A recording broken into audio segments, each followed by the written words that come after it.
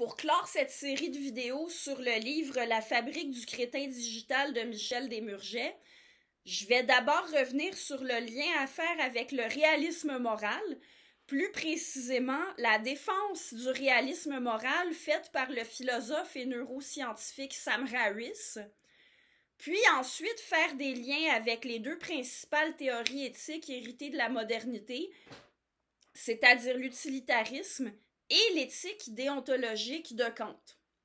Alors, je commence par un résumé de la vision de Sam Harris. Celui-ci établit que la finalité de l'éthique, c'est de favoriser le bien-être des êtres conscients. Donc, bien entendu, le bien-être des humains et aussi celui des autres animaux, mais ici, on s'intéresse spécifiquement aux humains, puisque ce sont les seuls à utiliser des écrans. Sam Harris fait valoir qu'il y a des faits à connaître sur le bien-être humain. Ce sont ces faits-là qu'il faut découvrir, qu'il faut apprendre. Il ressort qu'on parle d'une démarche par laquelle on va chercher des connaissances objectives. Sam Harris défend bel et bien le réalisme moral. Je vous rappelle que le réalisme consiste à poser l'existence d'une réalité objective que l'on peut connaître de façon à formuler des jugements vrais. Et ici, il est plus spécifiquement question de formuler des jugements vrais en ce qui concerne la morale. Et il s'agit même, pour ainsi dire, de vérité scientifique, puisque c'est par l'approche empirique et rationnelle qu'on acquiert des connaissances sur le bien-être humain, sur ce qui le favorise et sur ce qui lui nuit. Il ne s'agit donc pas du tout d'opinions posées subjectivement selon nos préférences, contrairement à ce que prétendraient des relativistes. Pour préciser un peu plus, il y a des faits à connaître sur le cerveau humain et sur les impacts des différents stimuli de l'environnement sur le cerveau humain. Plus précisément sur les émotions et les pensées que ça suscite chez l'humain. Et ces impacts sur le cerveau entraînent des impacts sur les comportements de l'humain. Ainsi, une meilleure connaissance du cerveau humain permet de mieux savoir comment agir pour favoriser son bien-être, mais aussi de comprendre quelles stratégies sont efficaces pour l'inciter à agir de façon morale. C'est particulièrement utile pour les humains qui sont en âge d'être éduqués, c'est-à-dire qu'une meilleure connaissance de la façon dont le cerveau des enfants se développe et la façon dont il fonctionne permet d'établir des meilleures stratégies d'éducation, mais c'est aussi utile de comprendre le fonctionnement du cerveau des adultes de façon à établir des politiques sociales efficaces pour favoriser une vie collective qui permet aux individus et à la collectivité de s'épanouir, de vivre dans la coopération et dans la bonne entente, et aussi de faire des choix à l'échelle individuelle, à l'échelle familiale, à l'échelle communautaire et même à l'échelle nationale, voire internationale, pour favoriser l'épanouissement des humains. En ce qui concerne les choix qu'on fait par rapport à l'usage des écrans, pour en revenir au sujet principal, il y a justement des connaissances à acquérir sur leur effet sur le cerveau des petits-enfants, puis des enfants de 8 ans et plus, des adolescents, des adultes, et leurs divers effets sur différents aspects de la vie humaine, notamment l'apprentissage et l'éducation, ainsi que la santé psychologique et physique. Une fois qu'on est informé sur les effets des écrans, on peut porter des jugements moraux qui sont vrais, autrement dit établir des bonnes normes à suivre, aussi bien d'un point de vue utilitariste que d'un point de vue déontologique. Je passe justement à l'application des deux principales théories éthiques héritées de la modernité à la question de l'usage des écrans. Alors, commençons par l'utilitarisme qui est, je vous le rappelle, l'éthique conséquentialiste la plus connue et qui met de l'avant deux principes, soit l'utilité, qui se définit dans le contexte de l'utilitarisme comme la maximisation du plaisir et la minimisation de la douleur. Et l'égalité. Il faut prévoir avec le plus d'exactitude possible les conséquences de nos actions et agir de façon à maximiser le plaisir et minimiser la douleur en tenant également compte de tous les êtres sensibles qui sont affectés par nos actions. Alors, Desmurget soulève une série de conséquences de l'usage actuel des écrans sur le bien-être humain. On les utilise trop, on y expose trop les enfants et on les utilise surtout à des fins récréatives, beaucoup plus qu'à des fins éducatives ou utiles pour le travail. Pour les enfants de 0 à 7 ans, les écrans les détournent d'apprentissage essentiels. Des apprentissages qui ne peuvent pas être rattrapés plus tard. Ils nuisent aussi à l'apprentissage pour les enfants de 8 ans et plus, pour les adolescents et pour les adultes qui vont au collège ou à l'université, notamment en étant une source de distraction et un facteur d'affaiblissement de la capacité de concentration. Les écrans ont aussi des impacts sur les habiletés sociales, sur la santé psychologique et physique. Bon, pour plus de détails, il s'agit d'écouter ou de réécouter les vidéos précédentes de la série, mais bref, d'un point de vue utilitariste, on peut établir que l'usage qui est présentement fait des écrans pose plusieurs problèmes éthiques.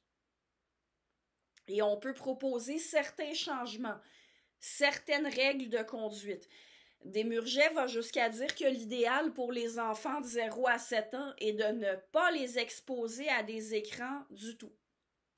Mais à défaut que ce soit possible de les éliminer complètement de la vie des petits-enfants, il faut limiter le plus possible le temps d'écran pour les petits-enfants. Les parents devraient aussi limiter l'exposition aux écrans de leurs enfants mineurs de 8 ans et plus, notamment en évitant qu'il y ait des écrans dans toutes les pièces de la maison, a fortiori en évitant qu'il y en ait dans les chambres des enfants. Desmurget suggère aussi fortement que les écrans soient, pour ainsi dire, absents des écoles primaires et qu'ils ne soient présents que pour les cours d'informatique dans les écoles secondaires. Au collège et à l'université, il recommande la prise de notes à la main pour plusieurs raisons, aussi bien pour les vertus de la prise de notes à la main que parce que la présence d'écran nuit à l'apprentissage en étant une source de distraction non seulement pour les étudiants qui en ont un à leur pupitre, mais aussi pour ceux qui sont assis près d'eux dans la classe. En ce qui concerne les adultes, bien, ils devraient penser à limiter leur temps d'écran aussi. L'idéal serait d'en faire un usage plutôt éducatif ou utile pour le travail et de diminuer drastiquement l'usage récréatif qu'on en fait. Je passe maintenant à l'éthique de Kant. On peut faire un lien entre les propos de Desmurget et la notion de liberté qui est centrale chez Kant et avec le principe de respect de la personne humaine, c'est-à-dire le devoir de traiter l'être humain comme fin et non comme moyen, c'est-à-dire qu'il faut traiter les humains de telle manière qu'on les laisse choisir pour eux-mêmes. Pour laisser des humains choisir pour eux-mêmes, il faut notamment s'abstenir de leur mentir, s'abstenir de les tromper, et ça peut aussi fonder un devoir de leur donner certaines informations dont ils ont besoin pour prendre des décisions éclairées. En ce qui concerne l'usage des écrans, il existe un devoir moral d'informer les gens sur les effets des écrans, en particulier les parents, pour qu'ils prennent des décisions éclairées sur l'usage d'écrans qui permettent à leurs enfants. Mais c'est aussi important que les adultes puissent prendre des décisions éclairées quant à leur propre usage des écrans.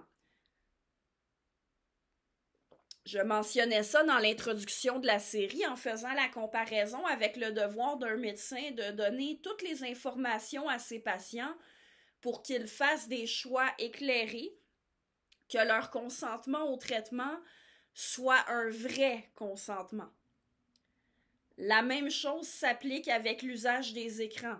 Les experts qui connaissent les effets des écrans sur l'apprentissage des petits-enfants, puis leurs divers effets sur les adolescents et les adultes, doivent donner une information juste à la population pour que les gens puissent faire des choix éclairés pour eux-mêmes et pour leurs enfants.